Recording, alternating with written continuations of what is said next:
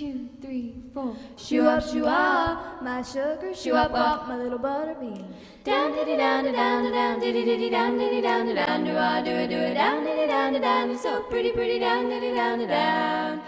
Ain't it funny how fun love can be? Diddy, diddy, diddy, diddy, diddy, diddy, diddy, diddy, diddy, down, diddy, down, down, down, diddy, diddy, down, diddy, down, down. And the Norfolk Knitting School is once again in session. I'm Anne-Marie Battistone. I've got my Katie here to my right, who makes this all possible because she gets such terrific shots of the knitting. I couldn't be doing this without her. And Mr. Steve Gay, I believe, is directing or doing something. I see him there, but okay. I've got a couple of things I wanted to show you. Now, I'm going to start with this. This is a color wheel. And this particular color wheel, and I'll give you, if you wanted to buy this, I'll give you the, I'll put the email on their website. And what they've done here, this moves around in the center, and the holes are so that, well, it's a little stiff because I hadn't, and what they want you, the way they want you to use this is to put something, and I'm going to use this, put something under here. Okay, very good. And then you see, well, now what color am I closest to? What would be the other complementary colors or the coordinating colors? And it's just a great tool. Although it's kind of odd that I did have this. I don't know why, but I had this. I thought, oh, good, I'll just bring this thing in, and I won't have to be fiddling around with a book. But I don't know why. But I don't really see this on here. I guess it would be somewhere over here, I suppose. But I found this pink here, so we'll do, and so I would say that it's probably going to be this color right here. Now, why do you need this? Well, and also, if you're doing any beading, I know I went to bring this in for the beading show, but I got a little discombobulated and we ran out of time. But if you want something to, I mean, I hate the way people use these hot and pop. I hate those two words. They're overused. But with color, it's really the word you have to use because you're going to use this to choose. Okay, you're going to use, here, let me show you this way. Here. So there's a black arrow, which is this one. Okay. There's this triangle here if you want 3 colors, and there's this one here. And then there's the green one if you want to use 4 colors. I mean, it's a terrific tool. It really is very good. And you know, they also explain to you, like for example, the word shade and hue is a color. A tint is how much white it has in it. Tone is how much gray it has in it. Shade is how much, so if you would say this particular shade of green would mean that it has black in it. And you say, well, how can that be? But if any of you have ever gone and gotten paint mixed and then they show you on the lid what they've put in it, you know, say black, orange, what is the, but so it's really very fascinating color. So if I go here and I go to just the 2 combinations, okay, this is telling me that if I am working with this color here, so I'm right up in here, that the one that they think would be the complementary color that would look really good with it would be this one. And see, these are numbered 1, 2, 3, 4, 5, 6, 7, and so I would go over to, no, I'm sorry, actually, I guess I would go to 1. No, wait a minute. No, that's right, that's right. It would be this one here with the pink. So if I hold this up to the pink, you know, now I know you might not like that, but it's something that would really, that you would really see, and it would be an interesting combination, this here. So then if I wanted to go again with the pink, and now I'm going to use, let's see, I'll do the big rectangle, which is there, okay. So I'm pointing.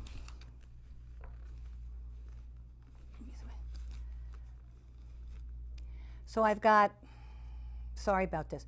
So I would have the pink up here. I'd have the turquoise, according to this, and I'd have this pale sort of a coral. So I don't know, I really have not used this the way I tell you the truth, I forgot where this was, and I was looking for things, and I found it. So the next time I do any beading, I'm going to use this, and the knitting as well. And now don't forget what I've showed you with the garter stitch. You can stripe that. The other day I brought in a sweater of mine where I had put in all these colors. It was on top of stockinette, which you will not remember is with stockinette, which is this. This is stockinette. And if you might remember when I showed the sweater, I had done a garter stitch in there, and it was sort of raised. So when you're working with garter, and here's garter again, you know, you can just stripe that right in if you set it up the right way, so that all you're seeing are the little bumps, you know, so you would have a stripe there. Now, okay, here's another little thing I wanted to show you, another little tool.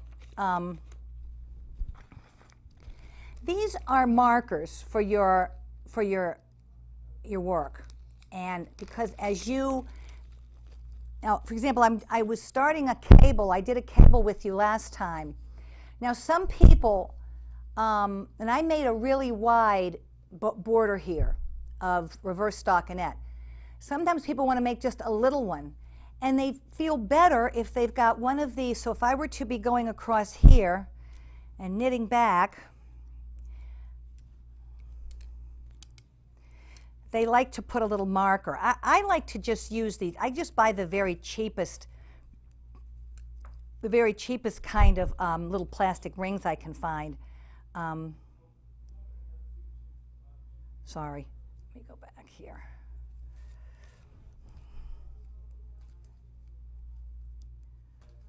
All right, so now I'm at what's stockinette here, so that's my reverse stockinette.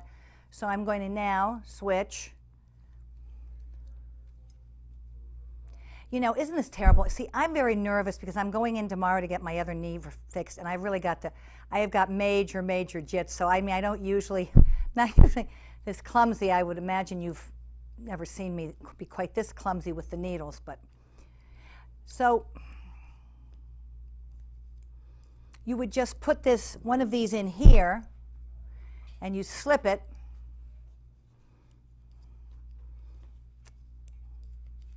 And there you are, and there's your little marker. But sometimes I just use a safety pin, you know, just anything at all. But these, and then with this set, so I got all these colors. This is what my niece from the aforementioned yarn, the Wool Festival of Maryland. And then they also, with this, they're giving you other little rings. If you're working on a really small needle, they've given you this one, or if you need a bigger needle, they've given you this one, and then you just, you know, put the little ball on there. There's all kinds of things that you can buy, and you know, some of them are really helpful. The one that you really absolutely have to have is this guy here. Which is the Knit Check. And Susan Bates makes these. I've actually got 2 here. I probably have about 10 in my house because I keep misplacing them, and you really can't do without them, because you can check your needle size. So this is a 5. Sorry, Katie. This is a 5. So it won't go in the 4. And the 6 is moving around. And then this, of course, for your gauge, which I've shown you a number of times, and you just line it up, and it's really very easy to see exactly where you are. So I can bring it right to the edge there. Oh, very good. And then, and they let you count, and the rows and going across. Okay, now, okay, if you recall, I made, oops, this thing is out of place. If you recall, I made this little miniature vest, and when I come back in September, I have another pattern for you that I sort of got an idea from a pattern that somebody had done, but it's just a great, very simple kind of a shirt, a top you can make. You don't have to worry about ribbing. You don't have to worry about picking up and knitting. So I will show you that, and I'll make while I'm away. I'll make a small one, but I was going to sort of tell you about it today. Now, this is okay. What I should have done on here, but there is my seam, right down there. And you know, from a distance, I think it'll be pretty invisible, because especially where you're seeing these stripes. And I think I might have told you that what I was trying to do with the ribbing was to, and to tell you the truth, I really wasn't very successful with this side, was to end with a knit and begin with a purl. But I really should have probably even put 2 purl stitches in here, because you can see this is a little bit crowded. But again, I mean, you know, is anybody going to see this? Chances are they won't. And what you normally do is you leave a long tail, so that when you go to sew up your sweater, you've got the tail to work from. You don't have to go and knot a piece of thread and worry about the knot coming out. Well, I didn't make this very long, but what I did do while I was waiting for the show to start was I went up and I used the color, the matching thread, and I think that looks pretty good. But I'm going to show you where I'm going to take this now. I'm going to need to use something contrasting. But I think you'll see, or at least I hope you'll see, that even with the contrasting yarn, if you do this right, you really don't see much at all. Now, I always like these. I like these needles in stainless steel. They come in plastic. Of course, they're cheaper. And the way that to save yourself some aggravation, when you go to thread these, you just go like this, and then you kind of push this thing through, like that.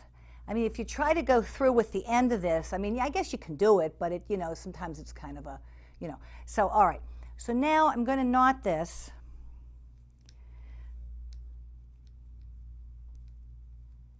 And you know, even with your scarves that you've made, you know, you might want to leave a long tail, because you might want to put something on at the end. You know, some of these embellishments that I've shown you. Alrighty, so typically you work flat. So I'm gonna see if I can bring this up here so that. Okay, so now this is going to have to, this is going to have to get pushed in, and I still haven't brought with me a crochet hook. But you would take the crochet hook and you would wind this in. Of course, ideally you're going to make enough of a tail that you're going to join it all the way up without having to stop.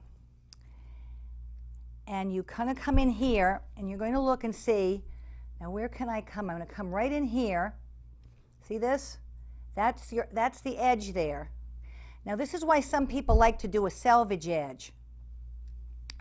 And I don't think I did a selvage edge. I think that's just the edge that, okay. And then I come in here and I pick this up. Now I'm going to go right up and do this, so if you didn't see it the first time. And I do have to go, I do have to come down flat here. Now see, here's the problem with, okay, I need to make a bigger knot, because you do pull this pretty tight, and that's why you want to, you know, use your own yarn that you started with. Okay, then I'm going to come in here. I'm going to look for, well, let me go up here. I'm going to look for 2 of these little bumps. Okay. And bring it up over here. So you're really working flat. I'm going to get another 2. It doesn't have to be real exact. And when you're working with, okay, see how this will come together? See, in there. Now you can just barely see, you know, the contrasting yarn. So just to show you how you can get it to be really, all right. So back on the other side, I want to capture that. So I'm going to have 2 little things here. And I've pulled it in. Pick up another 2 here. Now when you're working flat, it's easier to do this. Okay. So let's see how it's coming in. I don't know, I think that looks pretty good. Actually, when you're closing up stockinette, it looks better than this because you do have all this, you know, bumpiness that's part of the reverse stockinette. Now, the other thing that you want to do is you want to take well, you can use pins. I like to use these big needles, or if I had a smaller one, you know, I don't usually make a project this small. But what you want to do over here, make sure you don't, you know, get uneven at the top. You want to attach this together. So now I know that my ends are together here. Okay. Even though I'm going to be still sort of working flat. So I pick up 2 more. Now when I first started knitting, I was doing a very crude kind of sewing up where I was working on the inside of the sweater. Okay, there's my 2. There's my 2. Okay, oops. And it made a lumpy thing on the inside. And it wasn't until I was, you know, quite a bit older that somebody said, well, no, you've got to work from the top. Okay, there's my 2.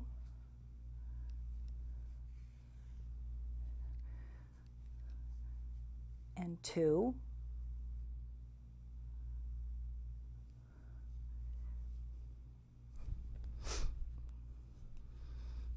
And there it goes. Now, let me show you, let me see,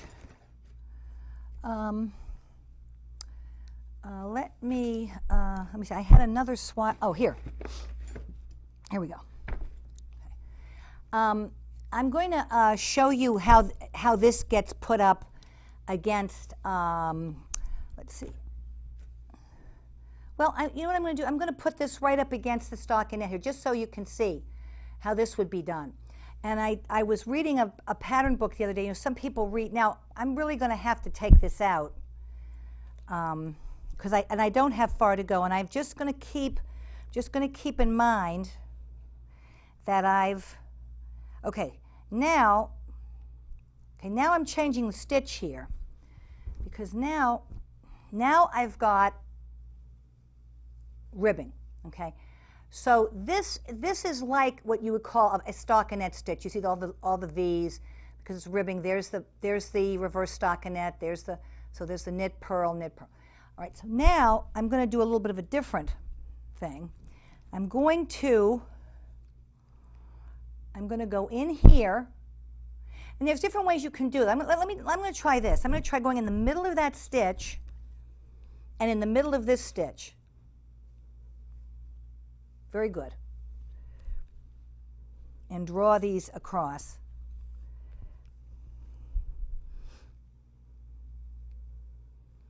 And you know, I've got a feeling this is not going to look the way I. Okay.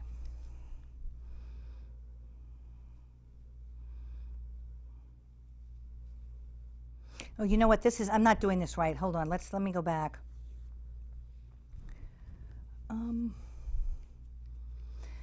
You know what I think I probably should do here? Do something different. You know, and again, I mean, you know, you'll find your way with each project that you do. I think I'm going to stay on this side here.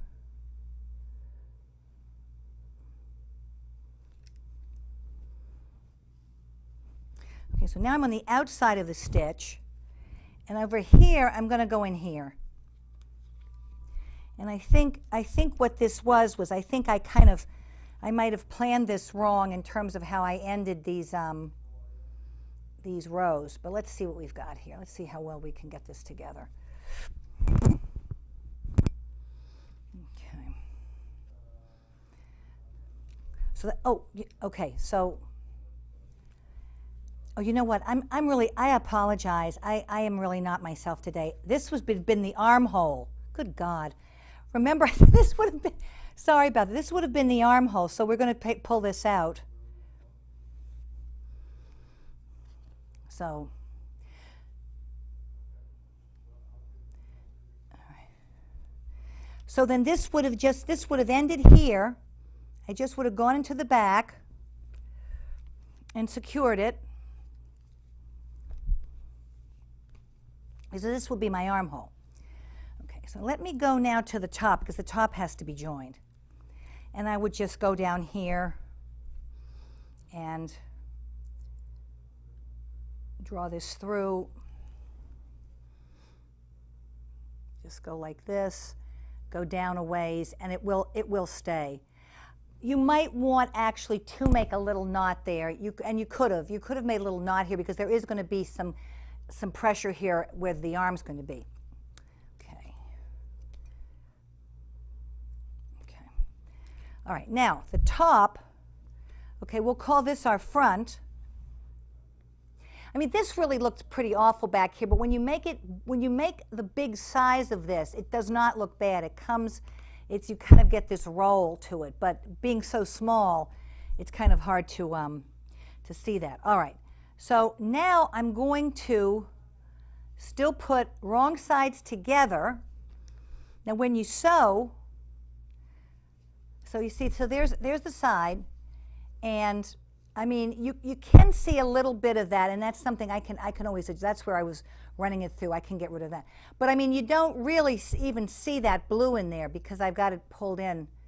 All right, so, all right, another knot. I'll do a double one. Okay. Now, it's best to do it from the outside in, because if you don't, you won't, if for some reason it comes in a little bit uneven on here, you're not going to see it on the inside the way you would on the outside. So I'm going to go from the inside here. I'm just going to pick this right up, those two.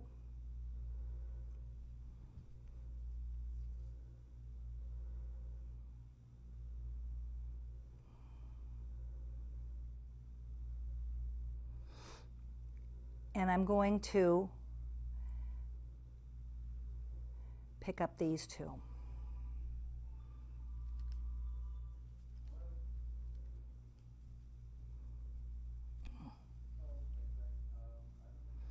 I'm going to leave this guy over here. This will have to be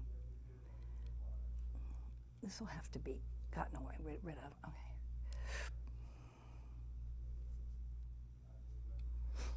And then I'm going to go two here and two here. And you really need to kind of pull it so that it comes together. And two and two. So I'm not even touching the purl. I'm just going here where I can go underneath this little V and ideally you'd like to get it so that you'd like to get it so that everything really matches right up, which it's not actually doing here. It's kind of coming in and out here. You know, when I do the other shoulder, I'll see if I can do a better job.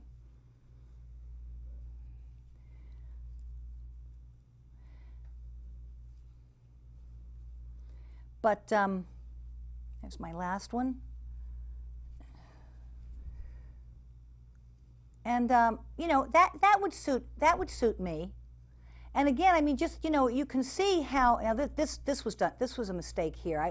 If I were doing this again, I would have taken that out. That was a little mistake I made. But I would just take the whole thing out and do it over. But I mean, the point is, even though I'm using a contrasting yarn, I mean, you really can't see it. It's that tight that it comes together. And there's the inside. That's where my little mistake was, over here. You know, and I hope,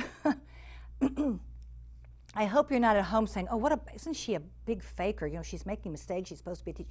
Well, you know, these things happen when you're knitting. And I would hope that you would take it in the spirit that, gee, you know, if I'm making a mistake, I mean, everybody makes mistakes. And you just, how do you fix them? How do you move on? So, you know, I would hope that you would, you know, take it in that spirit. Okay, so I'm going to, and I did knot that, so I'm going to just pull that through. I did make a little knot there. Okay. All right, so there we have this. There's the little armhole. Okay, and then this has to get pulled in. Okay, so there we are there. I'm going to, let me do this one. I won't bother with this other side because, in fact, I think I might even have enough yarn here that I can start with that. See how far we can get with that. Okay, so see, the advantage is I've already got this knotted, so I don't have to worry about my knot pulling out.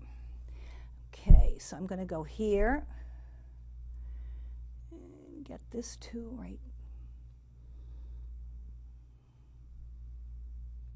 Okay, so you can see I've got the two there. Okay, and I come back here. And now I'm looking at these two. Let's see if I can do a better job with this. And now these two. Oop, that's because the thread is so short.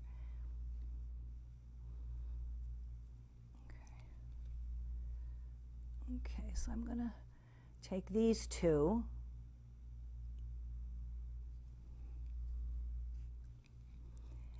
And these two.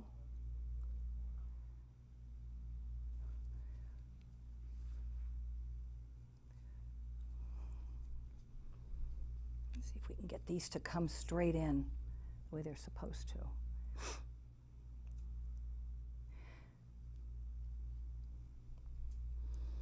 Again, I don't know, I haven't heard from anybody on the email, but again, I mean, I would really, you know, back when I come back, I would really love it if some of you could, you know, let me know what you're doing, and maybe go and show some of your work, or if you have any questions, I would be happy to. And you don't have to be living in Norfolk for that. I mean, I can easily see this is running out because of it's so short, but you know, or maybe we could meet somewhere and I could help you with your work. Okay, so just let. Okay, let's see if this looks any better.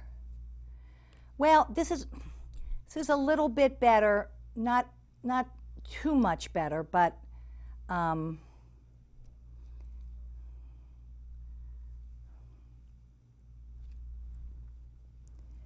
I think that looks better than the other side.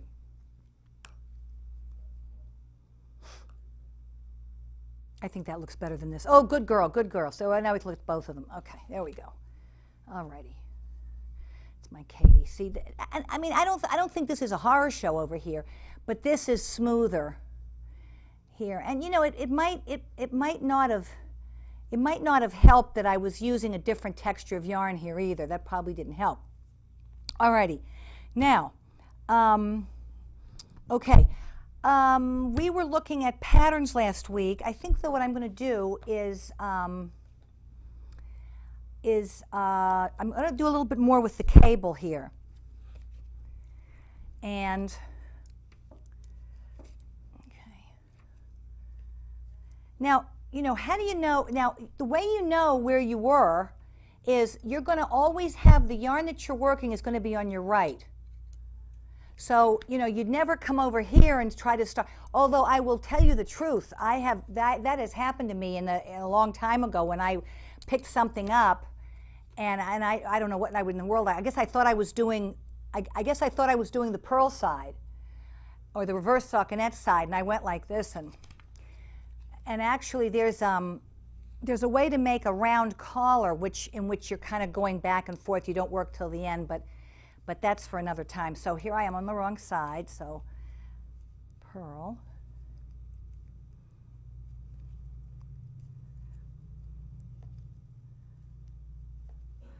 And, you know, all of the things I've shown you, believe me, you can do. Now I'm just doing stockinette. And now I'm back to purling.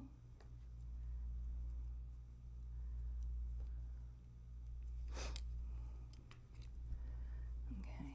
So we've just made our twist here on this one. So let me just do another row and show you. And then I've got another stitch to show you.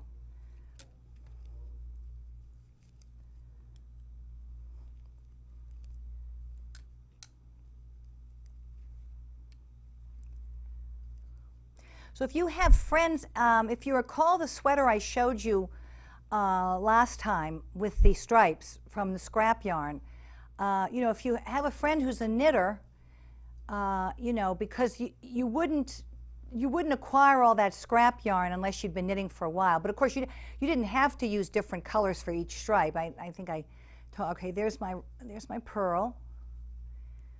Okay, now I'm going to slip this guy over like that. It's my marker. Oh, well, now see, I don't want to do that. So I'm going to put him in behind so he's loose. I almost sort of knitted him into the fabric. And you know, I always think when I look at knitting, or even like a commercially made sweater, and I think, my God, that started as one strand. I mean, you know, it just is fascinating to me that you go from this to this. I mean, it's just, I assume it's amazing, you know. Alrighty, so there's, okay, now let's go to, okay, let's go back to, oh, yes, I know there was one other thing. Oh, no, it's over here. Okay. I happened to see this the other day, and, okay. I didn't have a chance to go and take this to the printer and have them make it larger. But when I come back, I'm going to do a lesson with this template, knitter's template. And what they show you, say, so this is the pattern for this.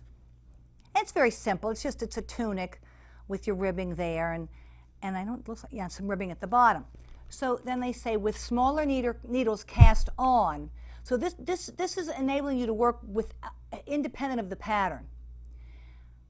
And then they say plug your desired garment measurements into the appropriate blanks in the charts below. So body width, shoulder to shoulder, and see how they got it numbered here. So so here's neck width 11, and 11 shows up here.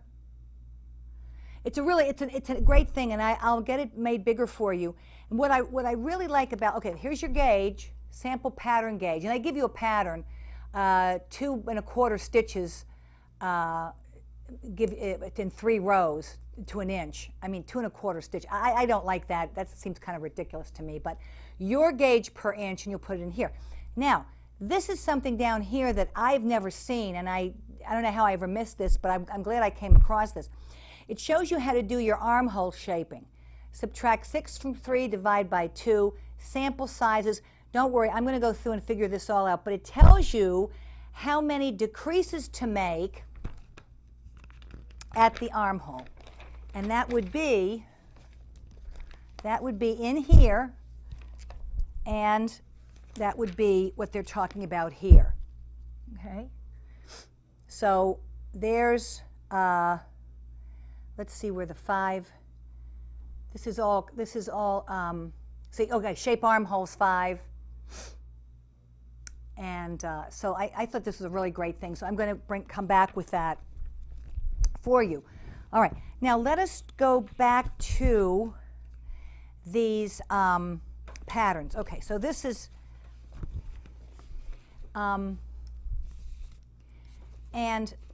this was a thing, okay, this was something that I wanted to show you also. I don't think we got to this last time.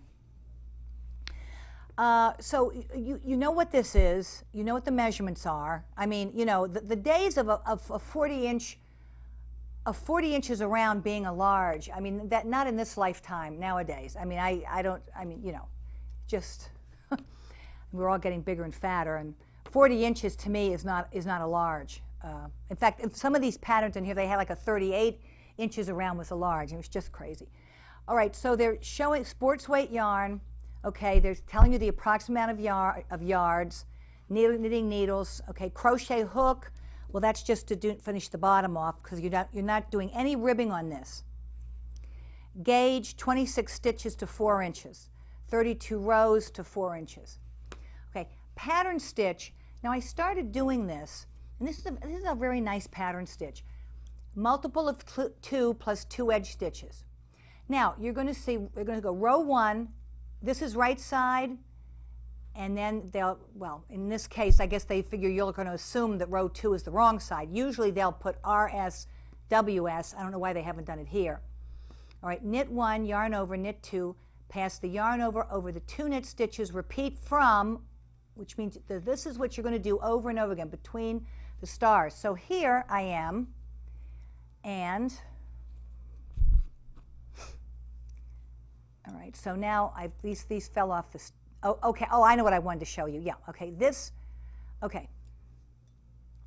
I'm being really very humble about this. I think there's some people who try to fudge this, but we really can't. I don't know. It's kind of a stupid thing to do. All right. Now. Okay. So I'm at the end here where it says yarn over, knit 2 together, pass the yarn over the 2 knit. Okay. So I've got, okay, so I've got knit 2 together. I've got, excuse me, my yarn over, knit 2 together. Because once you do a yarn over, you've got to get rid of this. You can't just keep adding stitches on and not lose the stitch that you're adding with this. So you've got to do that in some way. Pass this over. Okay, now there's supposed to be another stitch here, which I lost. Okay, so I would have to go over here and just simply pick this up and bring this in. And I mean, it's, you know, if you've lost it and if it's on the end, you just go and pick it up, and there you're back where you're supposed to be. All right. Okay, so that was the bamboo stitch. All right. Okay, here's something else here. Next shade. Okay, so cast on. There's for the 3 size, small, medium, large. Work in bamboo stitch until it measures 20, 21, or 22 inches. Bind off all stitches, and this is what you would have. This is what you'd come up with. So you've got an absolute rectangle. You're not doing any shoulder shaping, but this is the V-neck. Now, what do you do when you have to add on a ball of yarn? Okay, so I'm just going to knit across this and show you how that's done.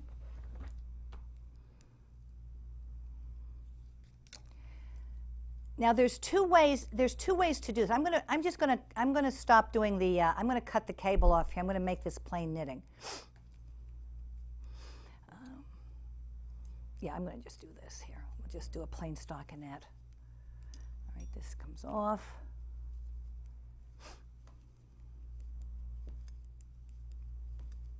So let's just assume. Well, actually, you know, let's do it this. Let's do. Yeah, I'll go ahead with this now that I've started it. Sometimes when you use a cable stitch, sometimes people have the cable worked right up into the V-neck, and so where the twist is kind of separates, and the two sides of the twist, As soon as I get to the other side, I will show you. And again, you don't want to be working with your knots in the middle of your work, although this ended up on the end.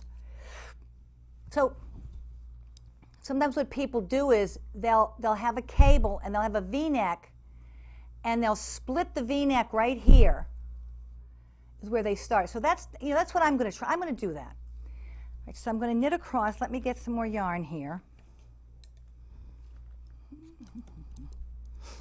Take this out.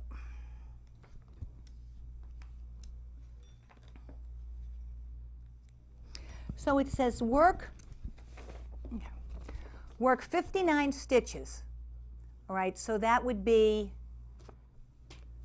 half of 118. Okay. Join second ball of yarn and work to end to split for V. Now, working both sides at once. Well, you may say, well, gee, I don't want to do that. I don't want to have another ball of yarn there. Well, the advantage to this is that when you make your decreases, you will do them you'll do one, you'll do the other.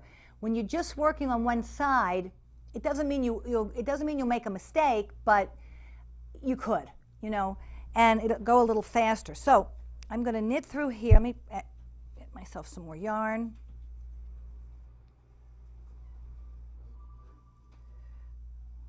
Okay. All right, so I'm going to go right to the middle.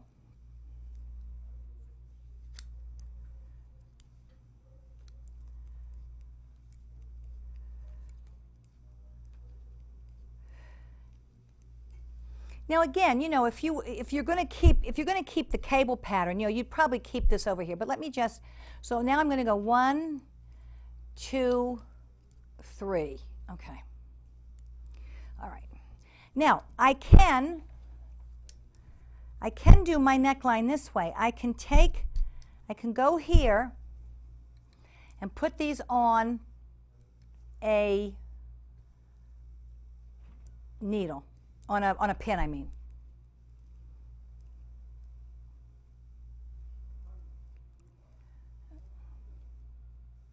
And just leave them there and do the other side of the V-neck. Do one side and then the other. In which case, I would now knit back. I'm going to show you the decrease.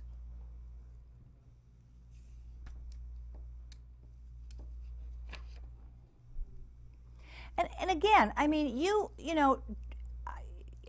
not to be telling you what to do, but I wouldn't put myself in a situation like this of doing these things where it requires a certain amount of dexterity until you feel very comfortable knitting straight.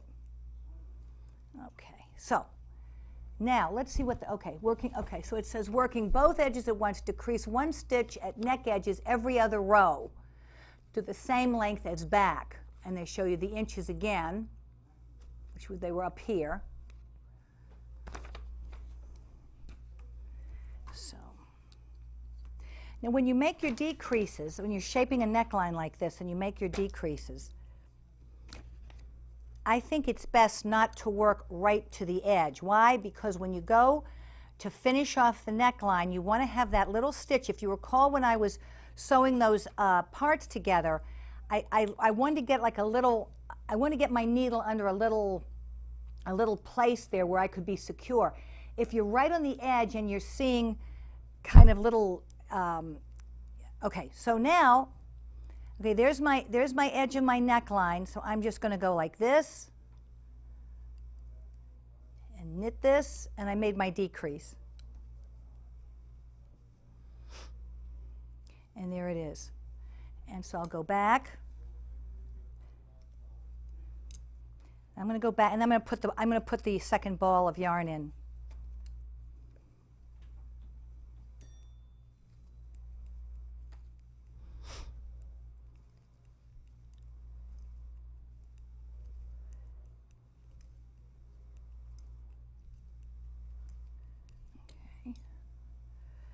Okay, so there we are. Now you're supposed to do it every other every other row, so I would have skipped this one. But just to show you, I'm going to show you the decrease again. Now if I continued like this, the V-neck would be very wide open. It would be a very wide, it would open up very quickly. All right, so here I am again. There's my edge. I take this, I go like that. I've decreased, I knit this, and I knit this. And so that's what you will see going up the side. Now, when you add another ball of yarn, so I'm just going to make one here.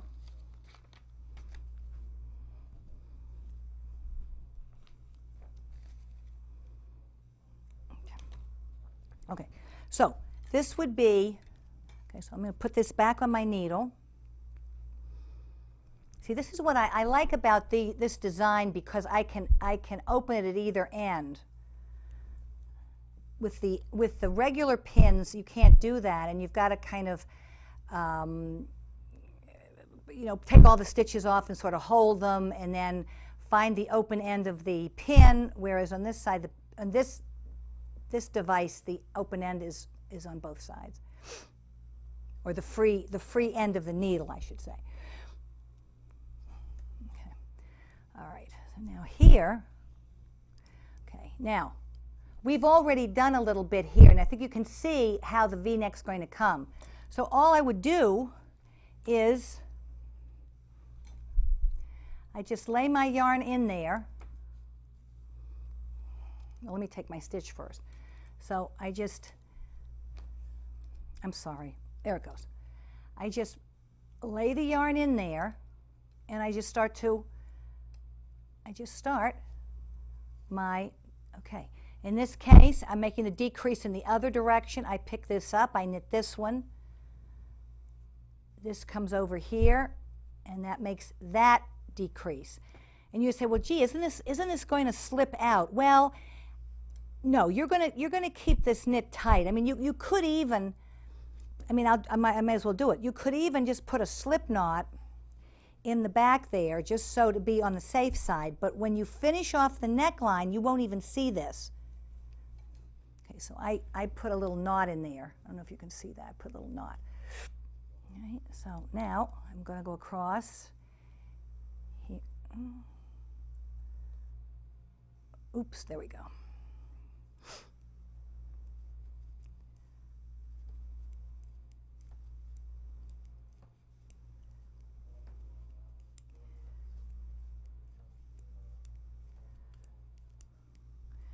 All right, I go back. I'm going to separate these balls because they will get twisted up. It's not really a big deal. I'm on the back. I'm going to be purling.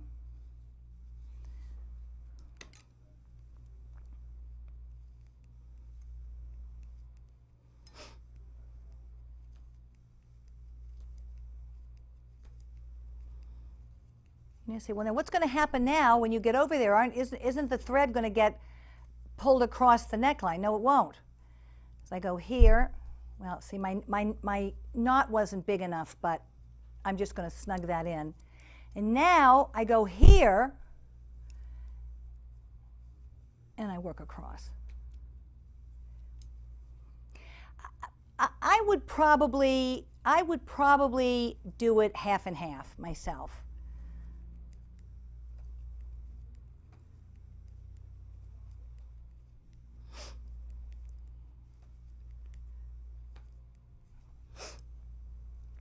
So there you are.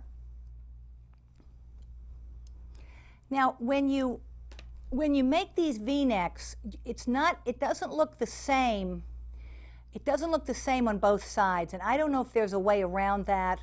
But because this one's going across, this is going across too, but it always lies flatter on the one side rather than the other.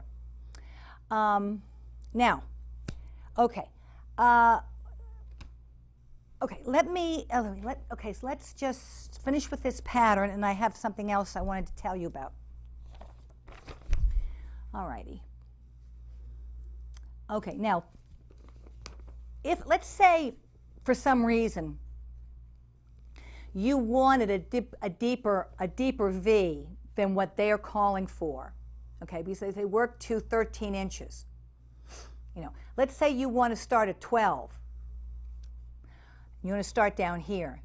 Well, now you are going to be removing, if you continue right up here like this, you're going to end up taking off more stitches. You need a certain number of stitches up here. Now, in a way, it really isn't a problem because there's no, it's just a big square. So if you, let me get my, so if you want to start way down here, actually, it's not really going to matter because this is just straight. But if you have a sweater where it's shaped, and I think it was, let me show you from here. If I can.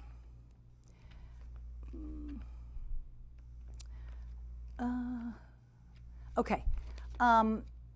Where this is, no, this is not a good, I took my little marker out and I've,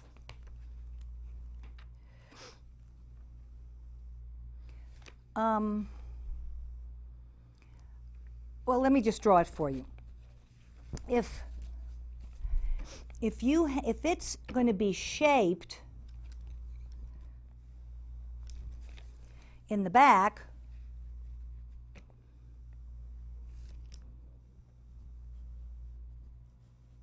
so here's your shoulder here. This would have come out here. So if you're shaping your shoulder, which means you're going to kind of bring the shoulder down, then you've got a certain number of stitches here. Right in here, you have X number of stitches. And you've got to make your V meet that. Okay? So if you want to make it deeper, sometimes what happens is,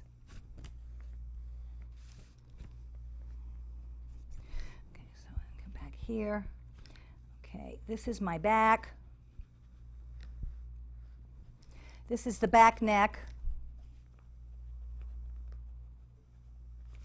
So when I go to put my front, to attach my front, I might have to do this. I might have to shape my front this way because I want to go down so far that I'm taking off, decrease, decrease, decrease. And if I continued, I would go out this way and I wouldn't meet the shoulder properly. But I guarantee you, nobody's going to see that little adjustment there. Okay, I have one other thing for you for a summer project.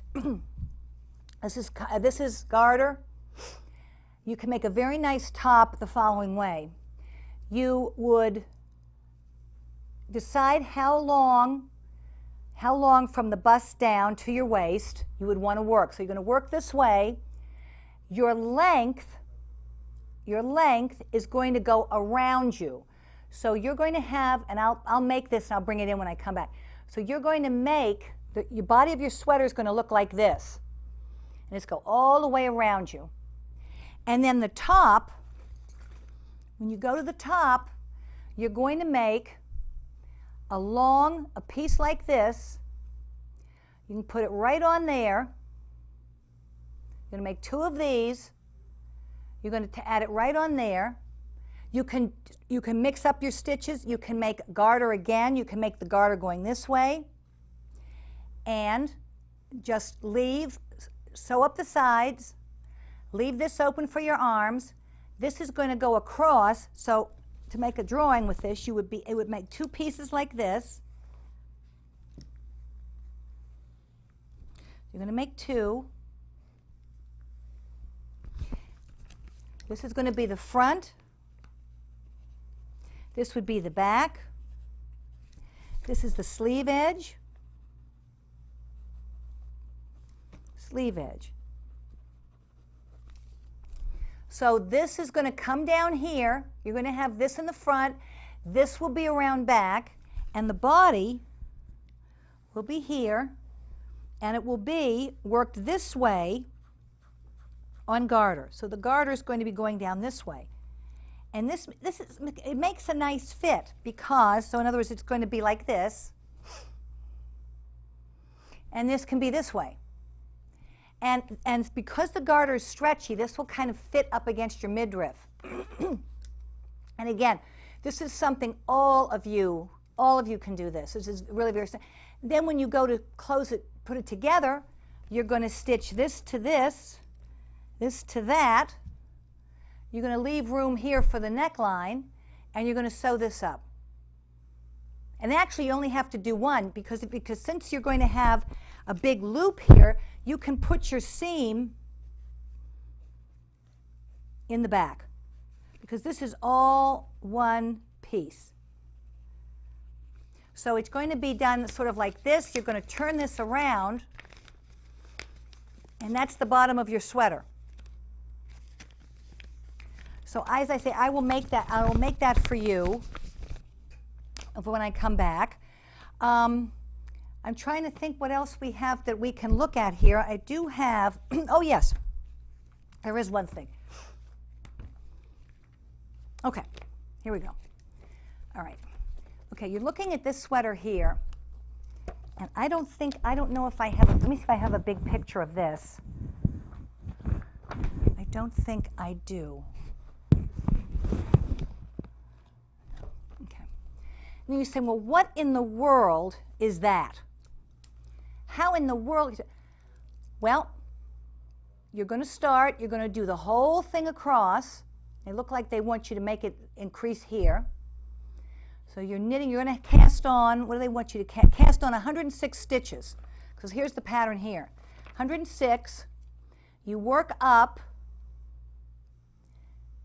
you come across, you do your decreases here, and then you can either put these all on pins like I was showing you and work them separately, and this joins to this, and this joins to this, and it curves around, and that's your right front, and that's your left front. And it's a very quick way to make something without a lot of pieces hanging around. And you're not going to, chances are you won't make a mistake and decrease the wrong way on one part of it and not do it right on the other, because you're doing the whole thing as one.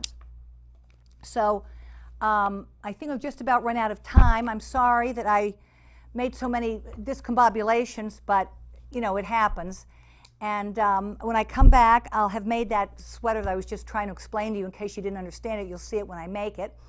And thank you for being my students once again. We didn't have a recess. I hope you didn't mind. And I'll be back in September, and I'll be taking up doing some more the Norfolk Knitting School. It'll be back in session in the fall like a regular school. So thank you for watching. I'm Anne-Marie Battistone on Norfolk Cable TV. Shoo-up, my bee. Shoo-up, my sugar. Shoo-up, my little butter bean. Down diddy down down down diddy diddy down diddy down down do I do it down diddy down down. You're so pretty down diddy down down. Ain't it funny how fun